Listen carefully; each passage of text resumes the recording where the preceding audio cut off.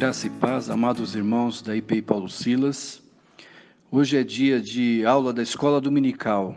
Nós sabemos que é um momento diferente, estamos passando por uma crise, mas queremos que você também continue a ser edificado pela palavra do Senhor, cuidando de nós e nos abençoando e nos orientando para a condução das nossas vidas em Cristo Jesus, e cumprindo assim os propósitos de sermos a igreja dele aqui na terra.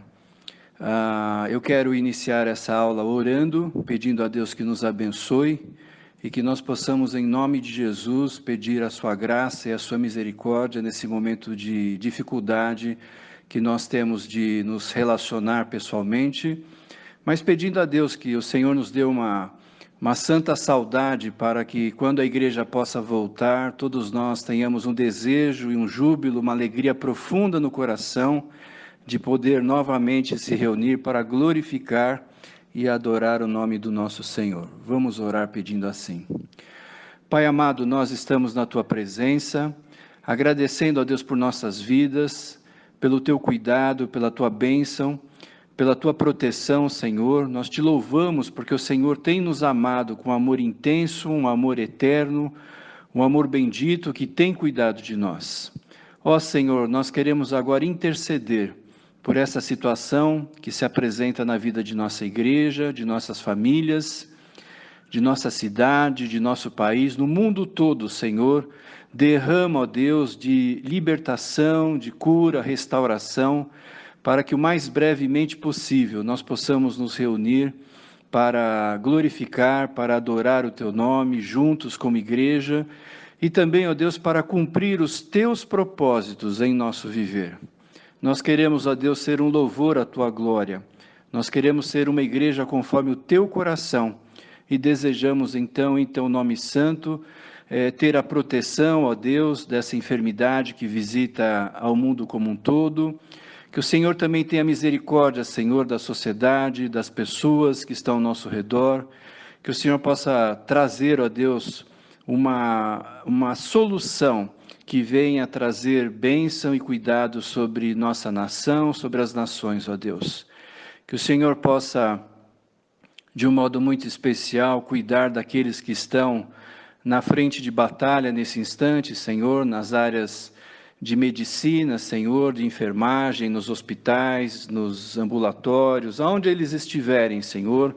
Nossa palavra, nossa oração a Deus para que o Senhor os proteja de todo mal, assim também a todos nós, que o Senhor possa nos dar da Tua bênção, da Tua companhia, Senhor. É o nosso desejo, Senhor, é a nossa oração que fazemos nesse dia de escola dominical, pedindo a Tua graça e o Teu poder sendo derramados poderosamente sobre nós, Senhor. Nós Te pedimos a Tua bênção assim, em nome de Jesus. Amém, amém. Irmãos, nós estamos no curso de nossa escola dominical, falando sobre evangelização. Esse é o tema do nosso módulo nesse momento na vida de nossa igreja. Nós tivemos 2 aulas iniciais, com a aula 1. A aula 1 foi uma pergunta que fizemos: aonde estamos? Um modo de buscar um diagnóstico, uma orientação de Deus, para perceber o que nós temos feito e, evidentemente, o que não temos feito, de modo que possamos corrigir nossa caminhada e ter um avivar do Senhor, um avivamento que vem do Espírito Santo, para realinhar a nossa vida, a nossa vontade, o nosso fazer com a vontade do Senhor, de modo que a igreja cumpra os seus propósitos naquilo que lhe é essencial e um modo de vida que nós devemos ter. Nós temos falado desde o ano passado sobre a cultura do reino de Deus. A cultura do reino são os nossos costumes, as nossas formas de ser, as ações que fazemos automaticamente porque estão inseridas, fazem parte da nossa vida, e assim também nós precisamos ter as ações de Deus, do Espírito Santo, tornando aquilo que é essencial, que é fundamental, que é prioridade no reino, acontecerem na vida de nossa igreja. E nós falamos então dos 3 pilares que sustentam essa visão, que é a evangelização, a nossa vida de comunhão e também a nossa ação de serviço, serviço ao reino de Deus. Estas três marcas, esses três pilares, são fundamentos da vida cristã, da vida da igreja, como realização da vontade de Deus para nós, no mundo onde nós estamos, na realidade onde nós vivemos. Nós vimos nesta aula, então, na aula 1, na aula passada, que há vários fatos de uma pesquisa que foi apresentada, que mostra uma degradação, um afastamento da igreja em relação à vontade de Deus de evangelizar, de proclamar as virtudes daquele que nos tirou do império da morte e nos trouxe à plena luz. E nós precisamos, então, rever essa conduta, porque também temos essa mesma tendência ou um grau de enfermidade como as outras igrejas têm, desse afastamento, e, portanto, nós precisamos buscar uma cura, uma restauração, uma recondução das nossas vidas em Cristo Jesus. Então, nesta primeira aula que nós tivemos, nós falamos sobre esses assuntos, essas realidades. E hoje nós queremos retomar, então, o tema com a aula de número 2, que é a aula de hoje, sobre essa visão de viver essencialmente o que Deus quer para nós. Viver essencialmente aquilo que Deus quer para nós. A evangelização é o resultado do conteúdo da igreja. Aquilo que está dentro da igreja, aquilo que move a igreja, é o resultado dela. E se nós não temos tratado a evangelização como algo fundamental, essencial, uma cultura que se manifesta de um modo tão claro e vivo, nós precisamos rever nossa postura como igreja. E o primeiro ponto da aula de hoje que eu quero falar com vocês é, evidentemente, indo para a palavra de Deus para nos dar sustentação da visão que Deus tem da evangelização. Então, o primeiro ponto da aula de hoje é missão de Deus. Deus se colocou em missão. Deus se colocou no envio, no enviar-se, num chamado de Deus para a pessoa de Jesus Cristo, que na Trindade, então, resolveram ir de encontro à nossa necessidade. E nós podemos ver desde a criação, desde Gênesis, Deus buscando o homem. Desde quando o homem caiu, Deus aparece novamente no Éden e diz: Adão, onde tu estás? Deus está chamando, Deus está convidando, Deus está proclamando o seu desejo de que a humanidade não permaneça em pecado e, portanto, em morte e em morte eterna, mas o desejo de Deus, a missão de Deus, é resgatar a humanidade dessa condição de morte, de pecado, para nos levar à vida e à intimidade com Ele, porque Ele é a vida. Deus é vida, Deus nos concede vida e Deus nos quer, então, numa comunhão, num relacionamento próximo e íntimo com Ele, um relacionamento de vida. É muito conhecido o texto de João 3,16, porque Deus amou o mundo de tal maneira que deu o seu Filho para que todo aquele que nele crê não morra, mas tenha vida eterna. Esse Filho unigênito, esse Filho único, esse Filho com uma missão especial, é anunciado no início dos evangelhos, a história de Jesus. Jesus, então, é o primeiro evangelizador, Jesus é o primeiro missionário, Jesus é o primeiro que anuncia as boas novas do reino, e essa proclamação de Jesus está desde o início dos evangelhos, Mateus, Marcos, Lucas e João, quando Jesus nasce, o início do seu ministério, a sua vida, foi marcada plenamente pela anunciação da salvação que Ele quer que nós tenhamos. Esse desejo de Deus para que a vida seja em abundância, seja vida de salvação, vida de intimidade com Deus. João 3,16, então, mostra o plano de Deus para a humanidade, que a humanidade seja curada, seja salva, seja restaurada. Os evangelhos falam disso, o próprio canto de Maria fala que ela se regozija, fica feliz com o Salvador.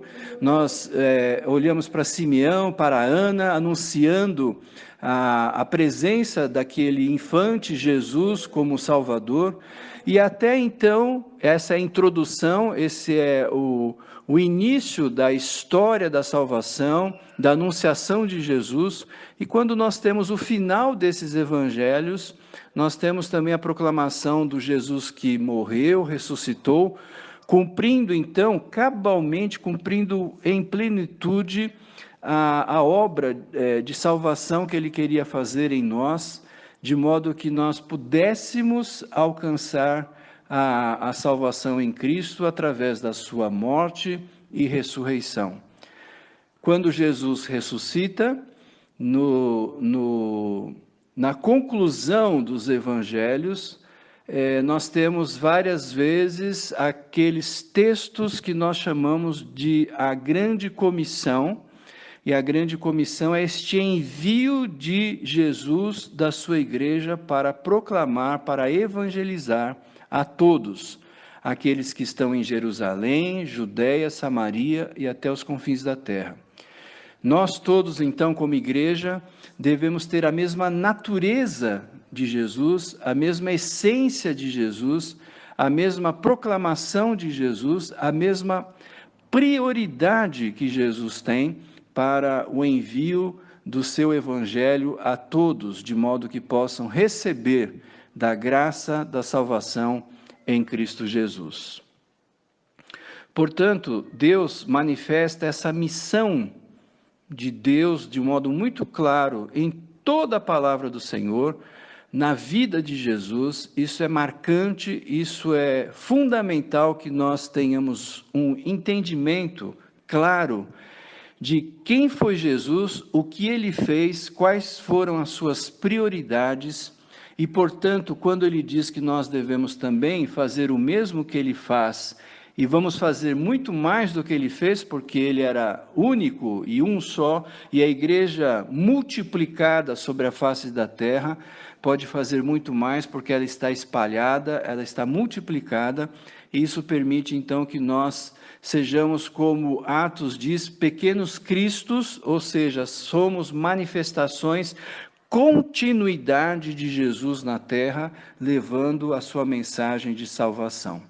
Evangelização, portanto, meus amados irmãos, é resgatar em nós o significado de prioridade e de natureza de Jesus Cristo em nossas vidas. Evangelização não é um modismo, evangelização não é algo que nós fazemos porque estamos diminuindo, evangelização não é algo que fazemos porque é uma simples ordem, mas é porque nós temos uma relação com Jesus, uma relação de amor, e o amor que a Bíblia mostra é um amor que nos conduz a um ato de obediência, de fazer aquele que é o nosso Deus bendito, a sua vontade eterna para toda a humanidade. Nesse desejo, então, nós precisamos olhar para o Senhor e fazer a sua vontade prevalecer em nossas vidas. Portanto, esse ponto 1 é a missão de Deus que vem para salvar toda a humanidade. A Bíblia mostra em vários e vários textos essa realidade. Nós sabemos que o Senhor tem colocado essa realidade na sua palavra, como Lucas 4,18, o Espírito do Senhor é sobre mim, pois que me ungiu para evangelizar os pobres, enviou-me a curar os quebrantados de coração. Lucas 4,18. Jesus está começando o seu ministério na terra. Jesus começa o seu ministério numa sinagoga, pegando o livro de Isaías e lendo o texto conforme diz. Jesus está anunciando a essência, mostrando a prioridade e a natureza da sua presença na terra, de si próprio e da sua mensagem. O Espírito do Senhor é sobre mim, pois que me ungiu para evangelizar os pobres, enviou-me a curar os quebrantados de coração. Lucas 4, 18. Nós temos, por exemplo, outros textos belíssimos da palavra de Deus, como Lucas 15, nós temos várias parábolas que falam do amor precioso de Deus. A parábola da ovelha perdida, por exemplo. Então Jesus lhes contou esta parábola: qual de vocês que, possuindo 100 ovelhas e perdendo uma, não deixa as 99 no campo e vai atrás da ovelha perdida até encontrá-la? E quando a encontra, coloca alegremente nos ombros e vai para casa, e ao chegar reúne seus amigos e vizinhos e diz: alegrem-se comigo, pois encontrei minha ovelha perdida.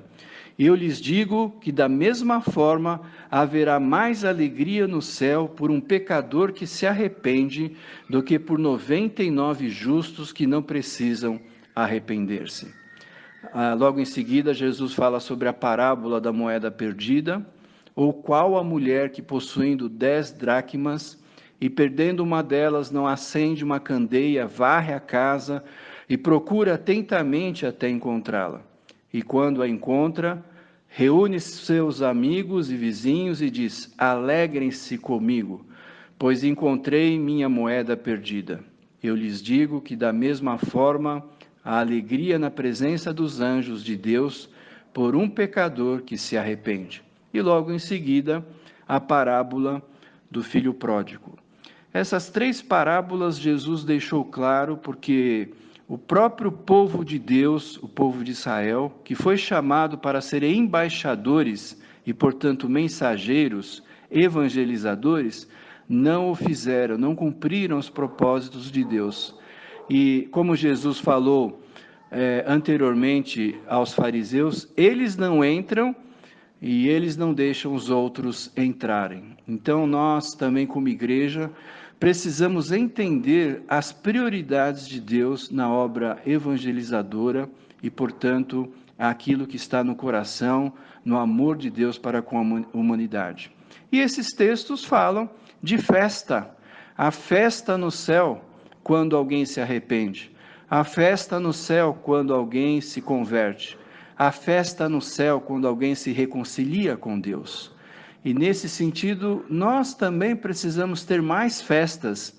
Nós temos tido muitas festas, são festas importantes, mas nós precisamos resgatar urgentemente momentos de festividade de pessoas que se convertem e são parte também do plano de Deus através da igreja e, de um modo especial, de nossa igreja. O ponto 2 de nossa aula é parecer com Jesus. O objetivo de Deus é que nós sejamos a semelhança de Jesus. Quando nós fomos criados à imagem e semelhança de Deus, conforme Gênesis registra, é porque nós tínhamos essencialmente a mesma natureza de Deus, evidentemente na nossa proporção de criaturas, de criação de Deus, mas a mesma natureza de Deus para vivermos juntos, vivermos em comunhão, vivermos em entendimento de Deus e da sua vontade. Uma plena libertação, uma plena alegria, uma plena satisfação em nosso viver, que é também o que Deus projeta no futuro, resgatando a humanidade para vivermos eternamente com Ele, na vida eterna, no lar celestial, na Nova Jerusalém, no paraíso, como vários textos da Bíblia nos apresenta. Deus reconstrói, né? Deus redime a sua criação e vi novos céus e nova terra. Então, o projeto de Deus é resgatar tudo aquilo que foi dado a Satanás por causa do nosso pecado, e esse mundo jaz no maligno, vivemos dias tenebrosos, dias difíceis por causa do pecado da humanidade e, portanto, a igreja é sal e luz da terra para proclamar o quê? As virtudes daquele que nos salvou. Quais virtudes? A sua natureza, a sua forma de ser, o seu conteúdo, a sua essência. E a evangelização é algo essencial na vida nossa como cristãos, porque temos esta imagem e semelhança de Jesus e podemos então, redimidos, fazer como ele fez. Se ele teve esse propósito, como vimos no ponto anterior, nós também como igreja devemos fazê-lo. Isso está recheado na palavra de Deus. Vamos ver alguns textos que nos dão essa sustentação. Primeiro, Coríntios 11, versículo 1, diz assim: tornem-se meus imitadores, como eu sou de Cristo. Paulo está convidando a igreja de Corinto a ser imitadora dele, porque ele é um imitador de Jesus.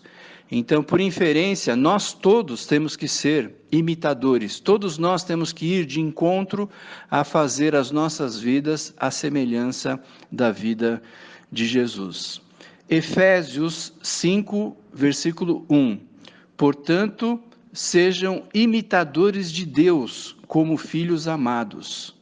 Portanto, sejam imitadores de Deus como filhos amados. Efésios 5, 1. Se Jesus evangelizou, se Jesus amou o próximo, se Jesus foi de encontro ao outro para proclamar o evangelho, para levar as boas novas, para dar a condição das pessoas escolherem e decidirem se querem viver novamente com Deus na redenção, na vida eterna, portanto, sejam imitadores de Deus, nós também temos que fazer como Jesus fez. De fato, vocês se tornaram nossos imitadores e do Senhor, pois apesar de muito sofrimento, receberam a palavra com alegria que vem do Espírito Santo. 1 Tessalonicenses, capítulo 1, verso 6. De fato, vocês se tornaram nossos imitadores e do Senhor. Glória a Deus por isso.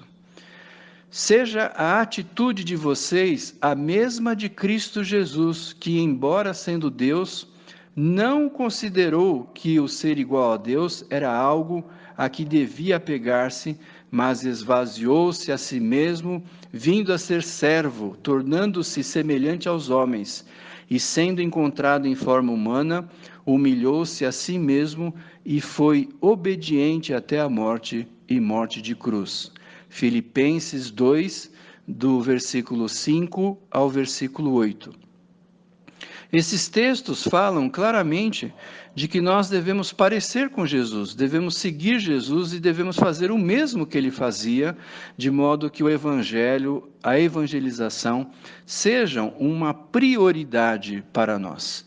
Quando Jesus anunciou um ministério profícuo, forte, presente no mundo, do Espírito Santo, ele declarou aos seus discípulos, vocês devem esperar aí onde vocês estão, no cenáculo, até que vocês desçam sobre vocês o Espírito Santo, e quando vocês então receberem o Espírito, vocês estarão aptos. Aptos a quê? O texto é muito claro, de serem testemunhas do Evangelho. Então, o Espírito Santo, a terceira pessoa da Trindade, desce para habitar a igreja, de modo que ela realize aquilo que é a vontade de Deus, proclamar o evangelho essencialmente, e as demais coisas vão sendo acrescentadas. Evidentemente que o louvor, a adoração, o culto, o ensino e as demais coisas são fundamentais, mas tudo isso deve girar na essência, no âmago, no cerne de ser testemunha de Jesus.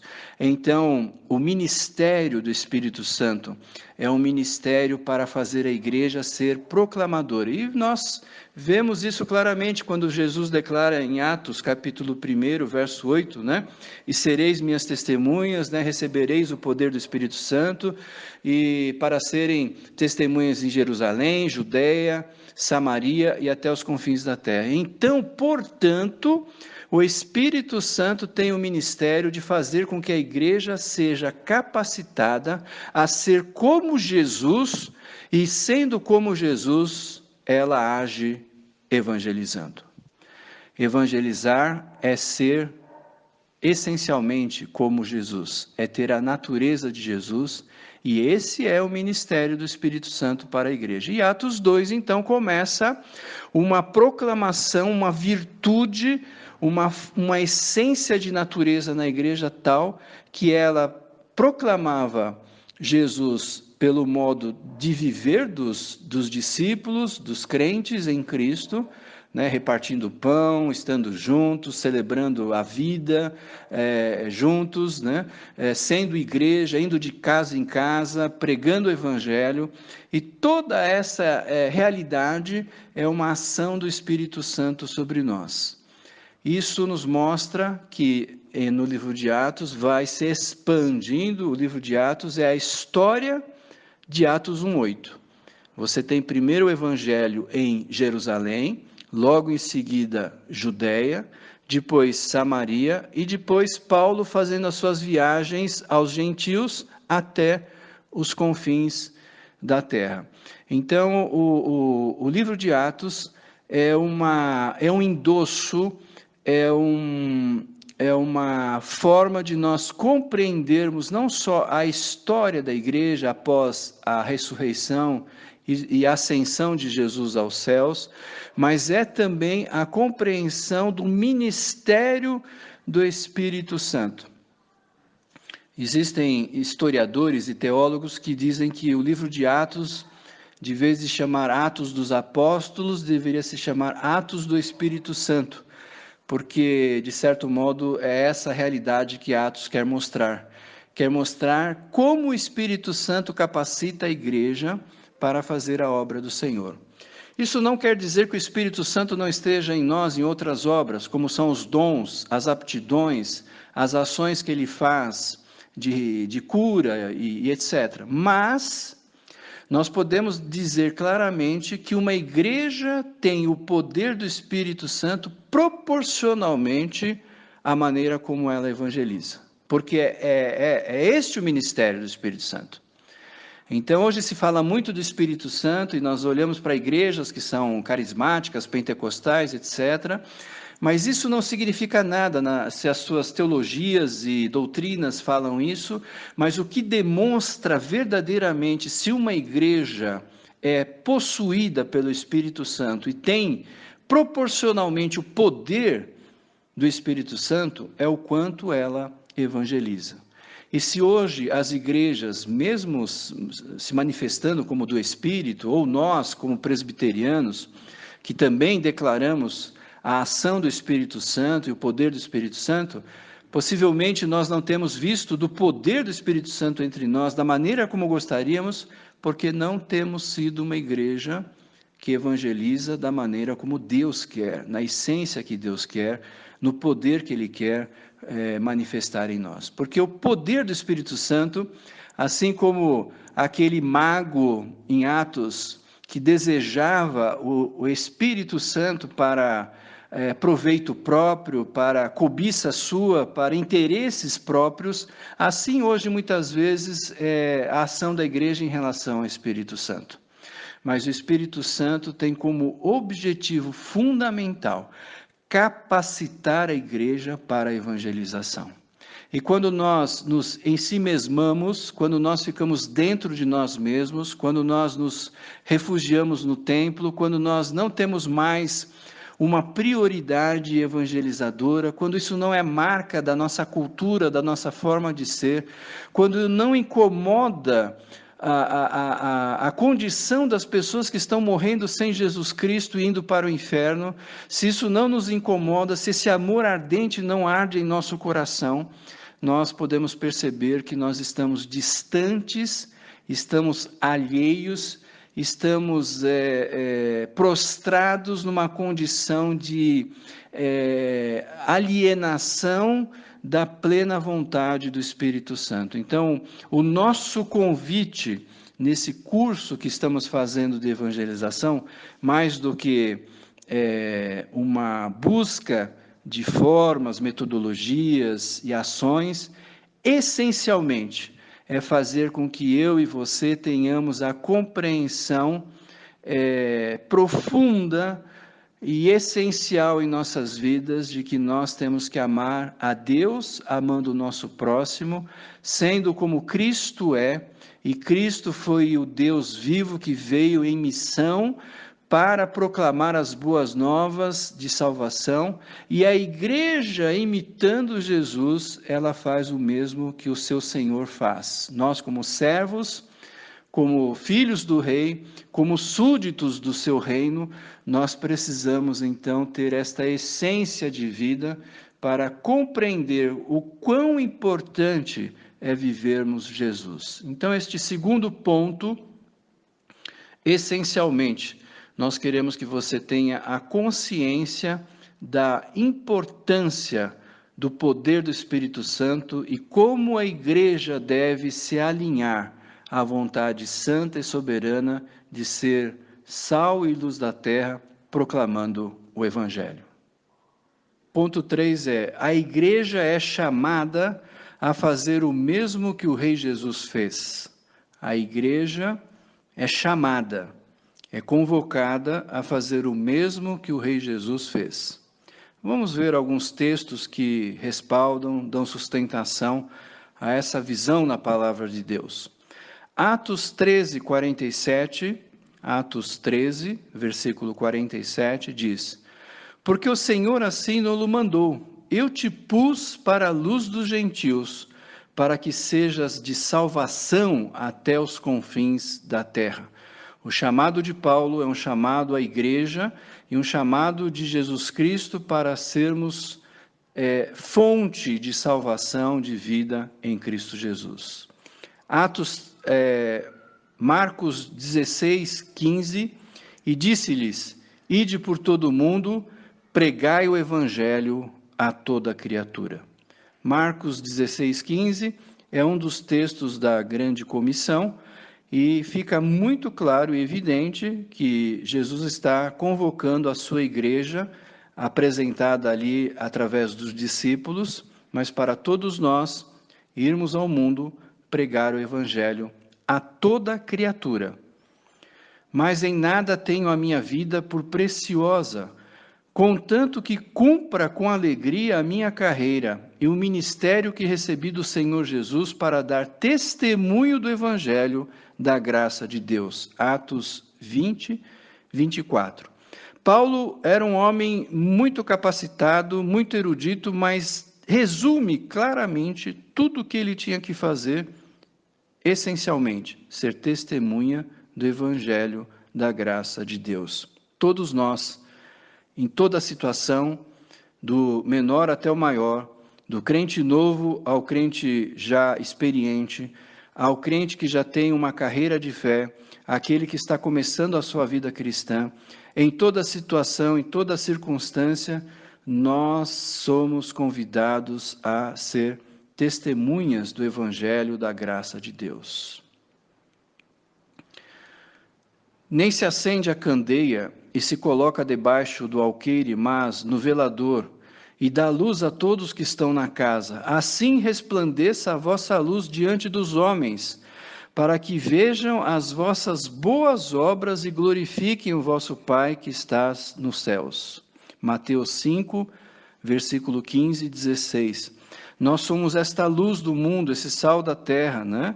Somos essa luz que brilha, né? Não é para ficar escondida, como diz o texto, é uma candeia, uma lâmpada, né? Uma luz que brilha e brilha para todos, né? Não fazendo acepção de pessoas, não fazendo separação de pessoas, mas pregando o evangelho a todas as pessoas. E o sentido aqui de boas obras que glorificam o nosso Pai, evidentemente que não é qualquer obra boa, né? Eu faço uma coisa boa para alguém dentro da minha casa, ou para um vizinho, um amigo, né? Troco um pneu, ou faço uma manutenção e faço... Evidente que isso são manifestações de amor, evidente que isso são pontes para a vida cristã com aqueles que não são cristãos. Evidente que isso acontece, mas as boas obras que aqui estão relacionadas, no contexto do texto, claramente falam sobre aquilo que glorifica o Pai. E aquilo que glorifica o Pai, como nós vimos, e você pode ver outros textos, Jesus fala que ele glorifica o Pai quando ele obedece o Pai e cumpre o que o Pai tem como propósito dele realizar a missão de Deus, a Missio Dei, como nós conversamos, essa missão de Deus para ir ao mundo salvar, e a igreja, então, quando faz boas obras, é porque ela também está fazendo a missão de Deus se cumprir na vida da igreja. Então, nós somos essa candeia, esta lâmpada que brilha para todos, de modo que possam, de algum modo, receber o evangelho que nós temos. Portanto, ide, ensinai todas as nações, batizando-as em nome do Pai, e do Filho e do Espírito Santo, ensinando-as a guardar todas as coisas que eu vos tenho mandado. E eis que eu estou convosco todos os dias, até a consumação dos séculos. Amém. Novamente, outro texto que fala da grande comissão, Mateus 28, de 19 a 20, nos convida a ensinar as nações, mas antes de ensinar, ir. E esse ir para batizar, para que as pessoas façam parte da igreja. O batismo é sinal da agregação da pessoa à comunidade da fé, que também vai ser capacitada para fazer o mesmo. Então, a igreja, na sua época primitiva, aquela igreja que nós chamamos de igreja lá em Atos dos Apóstolos, e no primeiro, segundo século, foi uma igreja tão atuante, tão disponível à vontade de Deus, tão próxima à vontade do Espírito Santo e, portanto, com o poder dele, anunciando de tal maneira que o mundo conhecido naquela época foi impactado pelo Evangelho por pessoas simples, a grande maioria da igreja primitiva eram escravos, servos, pessoas pobres, pessoas iletradas, pessoas sem nenhuma condição de prevalecer por seus atributos, por sua formação, por sua inteligência, mas por causa do poder do Espírito Santo. Vocês lembram quando Pedro, um homem iletrado, simples, muitas vezes até simplório na sua forma de agir, e num primeiro momento vacilante na sua fé, mas quando recebe o poder do Espírito Santo, ele vai até o Sinédrio, e ele fala com tal autoridade e com tal poder do Espírito Santo que os próprios líderes, os homens cultos, eruditos, os senhores da lei e do conhecimento do Torá, da lei do Antigo Testamento, vão dizer, mas quem é esse homem que está falando? Não é aquele pescador galileu, um homem sem nenhuma condição, e vem aqui e faz um discurso para nós, um discurso com veemência, com força, com poder. Isso mostra que nós precisamos ter a ação do Espírito Santo em nossas vidas, e a partir disso, é o Senhor que nos capacita, como o próprio Cristo, quando fez aquele prenúncio da pregação do Evangelho, quando mandou os 70, 2 a 2, para a pregação do Evangelho, e ele falou para não se preocuparem com o que eles iam falar, porque o Espírito Santo ia revelar, ia dizer aquilo que era necessário. Então, isso não quer dizer que nós não devemos estudar a palavra, nos preparar, ter metodologias, práticas, ações, mas o que Jesus queria ressaltar é que nós não podemos ter medo de fazer aquilo que é vontade de Deus. Nós não podemos ficar colocados numa situação de se sentir inferiorizados, porque o mundo pode se mostrar mais capaz, mais potente, mais poderoso, mas aquele que está em nós tem mais poder, é mais poderoso do que aquele que está no mundo. Então, é um ato de fé, quando nós cremos que a igreja cumpre o seu propósito de pregar o Evangelho. Romanos capítulo 1, 16, verso 16, Paulo nessa carta que nós estamos convidando vocês a lerem nesse período de recesso, nesse primeiro capítulo que você leu, no verso 16, está escrito: porque não me envergonho do evangelho de Cristo, pois é o poder de Deus para a salvação de todo aquele que crê, primeiro do judeu e também do grego. Porque não me envergonho do evangelho de Cristo. Então, Paulo está dizendo isso, uma exortação, porque já havia crentes que estavam desestimulados, estavam com medo, estavam se sentindo acuados, estavam se sentindo diminuídos, estavam se sentindo inferiores, e Paulo então começa essa carta belíssima aos Romanos, dizendo que ele não tem vergonha não, ele vai enfrentar a realidade. Por quê? O texto continua dizendo: pois é o poder de Deus para a salvação. A proclamação do evangelho é manifestação do poder de Deus. Então, se você quer ver milagres, ações portentosas, prodígios de Deus, pregue o evangelho e o Senhor cumprirá cabalmente as suas promessas e a sua vontade.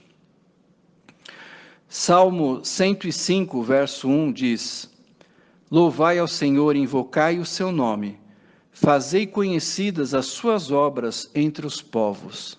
É muito interessante o início desse salmo. É um salmo que invoca a presença de Deus através do louvor, invoca a Deus através do seu nome, então, portanto, um nome que tem autoridade e mostra a sua essência, a sua natureza. Um salmo que inicia um espírito de adoração, e logo em seguida, tudo isso consuma em fazer conhecidas as suas obras entre os povos. Veja como louvor, veja como adoração, veja como ser igreja estão totalmente relacionadas com fazer com que a obra de Deus, o seu evangelho, seja conhecida entre todos e entre todas as nações. 1 Pedro, capítulo 3, verso 15, diz: antes, santificai a Cristo como Senhor em vosso coração, e estais sempre preparados para responder com mansidão e temor a qualquer que vos pedir a razão da esperança que há em vós. Então, o cristão, ele é um veículo de Deus, ele é um meio de Deus, ele é um instrumento de Deus para que o mundo veja a presença de Deus.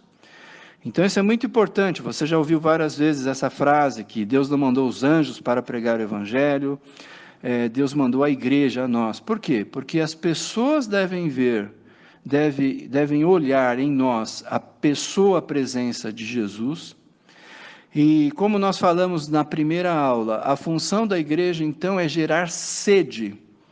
Nós somos sal da terra, nós geramos sede no outro, e ele mata a sua sede com a água da vida, que é Jesus Cristo. Então, Pedro, no 1 Pedro 3,15, é exatamente esse o significado do que ele está fazendo. Gere sede no outro e ajude-o a entender que Jesus Cristo pode matar essa sede, como ele disse à mulher lá em Samaria, né? E eu vou te dar uma água que você vai beber e você nunca mais vai ter sede, né? E aquela mulher falou: mas que água é essa? Como que eu posso tê-la? E então Jesus, ele mesmo se anuncia como o evangelho vivo para a salvação de todos. E aquela mulher impactada volta para casa, conta para os outros e convida os outros a verem e entenderem Jesus. Assim é a igreja. Aquela mulher é um tipo, é uma manifestação na Bíblia do que Jesus quer para a igreja. A igreja é pecadora. Num primeiro momento, aquela mulher tinha uma vida irregular, uma vida de pecado.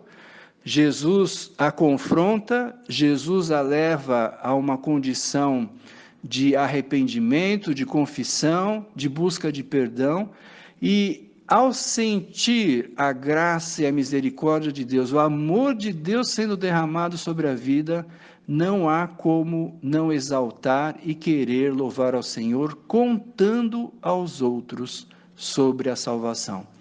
Então, esta mulher de Samaria é um tipo do que Deus quer fazer com a igreja. E nós precisamos entender isso de um modo claro e vivo, porque aquele que é do Senhor tem prazer em proclamar a sua palavra de vida e salvação. Romanos capítulo 10, versículo 17. De sorte que a fé é pelo ouvir, e ouvir pela palavra de Deus. Depois, Paulo vai dizer, quão formosos são os pés daqueles que proclamam, né? Porque ele faz uma pergunta, como ouvirão se não há quem pregue? Então, nós somos esses mensageiros, nós somos esses pés caminhantes, esses pés que vão em direção ao outro, esse caminho que nós nos dirigimos ao outro para levar a salvação. Muitas vezes as pessoas falam assim, eu estou no caminho de Jesus, eu estou andando com Jesus, e não fazem nada de evangelização, e não vivem para proclamar, não têm este modo, este meio, esta forma de viver. Então, eu sinto muito em dizer que você não, e eu, e qualquer pessoa que não o fizer, não está andando com Jesus, porque Jesus está em busca do perdido, da sua ovelha, deixando as 99, do filho pródigo, da dracma perdida. Jesus está a caminho de busca da salvação da humanidade. Se nós estamos no caminho com o Senhor, evidentemente que nós estamos desejosos de que os outros conheçam a Jesus através de nós.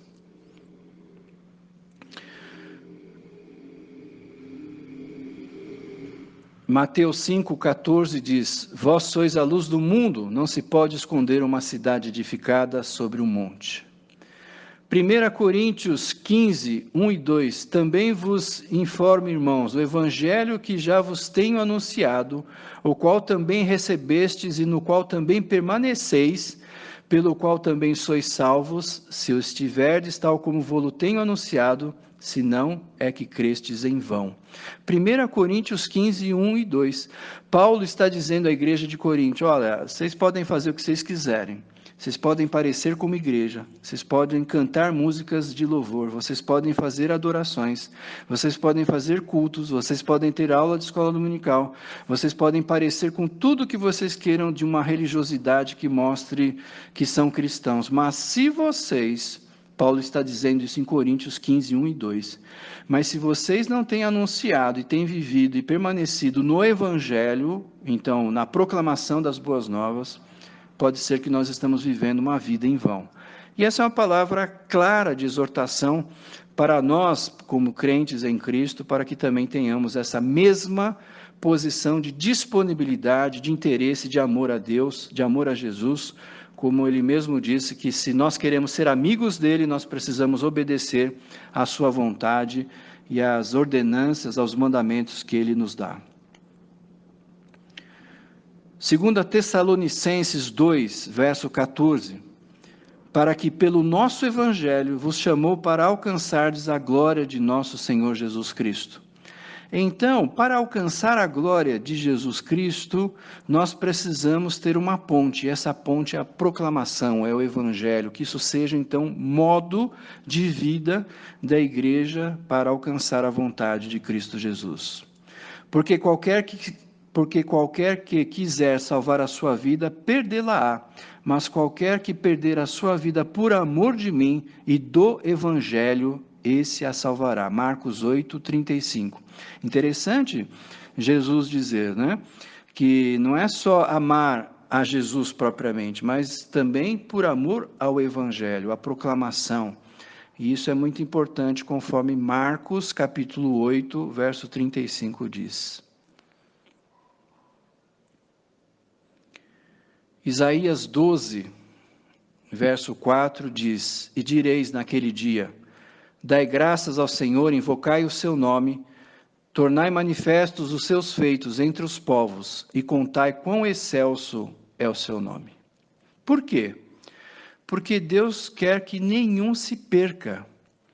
João 6, 40 e até verso 44, 54, você pode ler todo o texto, mas em João 6 diz assim, de fato, esta é a vontade daquele que me enviou, de todo aquele que vir o Filho e nele crer, tenha a vida eterna, e eu o ressuscitarei no último dia. Todo aquele que vir o Filho, não é alguns somente, mas todos, a vontade de Deus é que todos sejam salvos. Evidentemente que nós sabemos que não todos aceitarão, e Deus, na sua presciência, sabe quem serão estes que vão aceitá-lo, e nesse sentido, Deus então permite que a igreja seja formada e seja seu povo, seja o seu rebanho na face da terra. De fato, esta é a vontade daquele que me enviou, que todo aquele que vir o Filho e nele crer tenha vida eterna. João capítulo 6, verso 40, depois você lê em diante, até 54, Jesus faz essa anunciação. 2 Pedro 3, 9, segundo livro de Pedro, capítulo 3, verso 9. O Senhor não se atrasa em cumprir a sua promessa, como julgam alguns. Pelo contrário, Ele é extremamente paciente para convosco e não quer que ninguém pereça, mas que todos cheguem ao arrependimento. Eu vou repetir essa última frase. Não quer que ninguém pereça, mas que todos cheguem ao arrependimento. 2 Pedro 3, 9. Ezequiel 18, 23. Desejaria eu, de qualquer maneira, a morte do ímpio? Não, diz o Senhor, Yahvé. Antes, desejo que se converta dos seus maus caminhos e viva. Ezequiel 18, 23. Tito, capítulo 2, verso 11. Porque a graça de Deus se manifestou salvadora a todos os homens. Porque a graça de Deus se manifestou salvadora a todos os homens. 1 Timóteo 2, 4. O qual deseja que todas as pessoas sejam salvas e cheguem ao pleno conhecimento da verdade. 1 Timóteo 2, 4. O qual deseja que todas as pessoas sejam salvas e cheguem ao pleno conhecimento da verdade. Há outros textos belíssimos, irmãos, que falam a mesma coisa no Antigo Testamento. Eu só fiz uma compilação. Isaías 45, 22, Isaías 49, 6, Ezequiel 18, 23, Ezequiel 33, 11, João 3, 17, e Ezequiel 18, 23. E nós temos uma sequência de textos que vão falar no Antigo Testamento, repletos do amor e da graça de Deus, e assim é em toda a palavra de Deus, porque a Bíblia é a história da salvação. A Bíblia é a revelação de Deus do desejo que Ele tem de se reencontrar com a humanidade através da obra salvadora de Jesus Cristo. Nós precisamos ter esse mesmo desejo, essa mesma intenção para cumprir os propósitos divinos e eternos de Deus para a sua igreja. E Paulo Silas, sejamos uma igreja que corresponde ao coração de Deus, sendo essencialmente a nossa natureza, a nossa forma de ser, a nossa cultura cristã, uma maneira clara de em todo tempo pregar o evangelho a todos. Irmãos, eu quero encerrar essa aula de escola dominical agradecendo a Deus a possibilidade de, mesmo em meio a esse momento difícil, esse momento diferente que nós estamos vivendo, de recolhimento em nossas casas ou passando menos tempo fora para evitar uma contaminação. Isso é diferente para você, é diferente para mim também. Não é simples, não é fácil você dar aula virtualmente, mas eu peço a Deus que tudo isso que nós falamos possa gravar em seu coração. Isso é fundamental para que nós, em Jesus Cristo, possamos resgatar e buscar de um modo muito claro essa essência de vivermos como evangelizadores da palavra de Deus. Eu creio que se assim nós fizermos, as promessas de Deus se cumprirão notoriamente, claramente, profundamente em nossas vidas. O poder do Espírito Santo que está disponível de um modo especial, claro e prioritário para a pregação do Evangelho, há de se manifestar nas nossas vidas e na vida daqueles os quais nós queremos também alcançar. Então, irmãos, o nosso desejo, mais do que palavras, mais do que ensino, é que eu e você possamos ter uma oração de contrição, uma oração de dobrar os nossos joelhos diante de Deus, pedindo que Ele nos capacite a ser uma igreja amorosa, uma igreja que busca amar profundamente o próximo, isso seja uma essência da nossa vida. Eu quero colocar um breve louvor. Enquanto nós ouvimos este louvor, eu gostaria de convidá-lo a que você estivesse orando, dobrando os seus joelhos, colocando a sua vida no altar do Senhor, confessando eu e você que nós não temos sido uma igreja evangelizadora, uma igreja proclamadora. Isso demonstra o quanto nós temos amado ou não a Jesus, o quanto nós temos possuído do poder do Espírito Santo ou não. Mas se verdadeiramente nós queremos ser igreja, se verdadeiramente nós queremos ser mais do que um templo, um local de culto e um lugar de adoração, nós precisamos voltar os nossos corações de um modo muito profundo a Deus. Que o Senhor quebrante os nossos corações, que o Senhor nos leve a uma visão de arrependimento, que o Senhor nos leve a uma posição de confissão, de abrir os nossos lábios e declarar: Senhor, realmente eu não tenho feito da maneira como o Senhor deseja, como a Tua palavra diz. Que nós possamos buscar no perdão de Deus o conforto, o consolo, o refúgio bem presente, para que, reconciliados nesta visão do reino, nós possamos verdadeiramente fazer a vontade do Senhor prevalecer na vida da IPI Paulo Silas. Eu quero, portanto, enquanto nós ouvimos este cântico, você reflita, você ore e você busque ao Senhor de todo o coração, de todo entendimento, de toda a alma, buscando amar a Jesus, buscando amar a sua igreja e buscando cumprir a sua plena vontade. Assim nós estamos encerrando esta aula no dia de hoje, pedindo que o Senhor abençoe de um modo muito profundo e muito claro a sua vida. Que Deus te abençoe. Amém. Se você ouvir a minha voz e obedecer, mesmo em meio ao vento, de você eu vou cuidar. O milagre em tua vida vai acontecer. Basta em mim apenas confiar. 1000 cairão ao teu lado,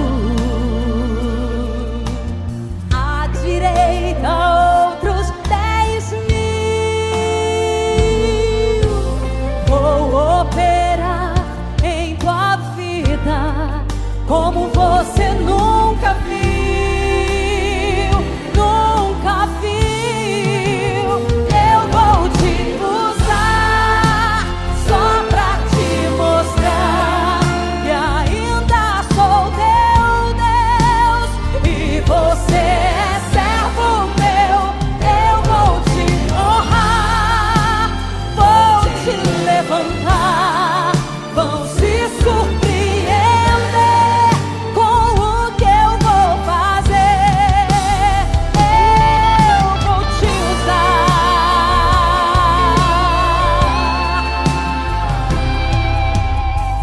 Sou o Deus de Abraão, Isaque e Jacó, e não deixo só na luta nem um filho meu.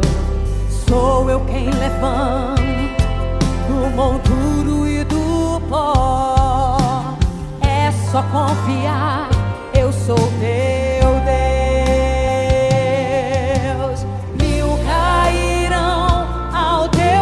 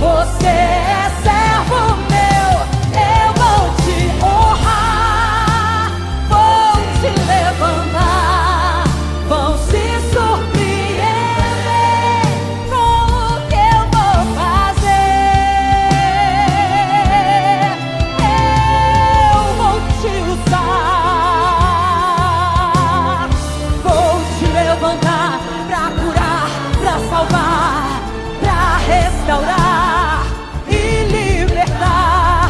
E onde eu te mandar, tu irás e serás uma bênção, uma bênção. Eu vou te usar.